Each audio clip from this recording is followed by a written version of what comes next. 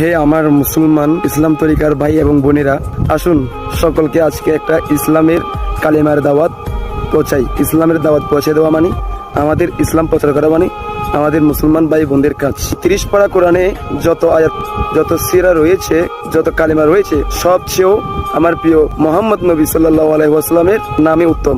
আল্লাহ রাব্বুল আলামিন বলেছেন, আমার হাবিব 30 পারার কোরআনের যত আয়াত, যত কালিমা, যত সিরা রয়েছেন, সবচেয়ে আমার হাবিবের নাম যদি উচ্চারণ না হয় তাহলে ওই দোয়া কোনোদিন কবুল হবে না।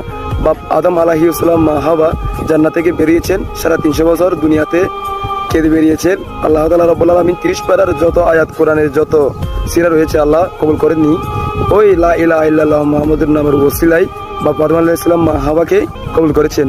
আলহামদুলিল্লাহ, আমরা সবাই আদম সন্তান। তাহলে যদি প্রিয় নবীর উম্মত হয়ে থাকি, অবশ্যই পেজটি ফলো করুন, চ্যানেলে দেখলে চ্যানেলটি সাবস্ক্রাইব করুন। তো ভালো থাকবেন, আসসালামু আলাইকুম। দেখা হবে নতুন কোন ইসলামিক ভিডিওতে।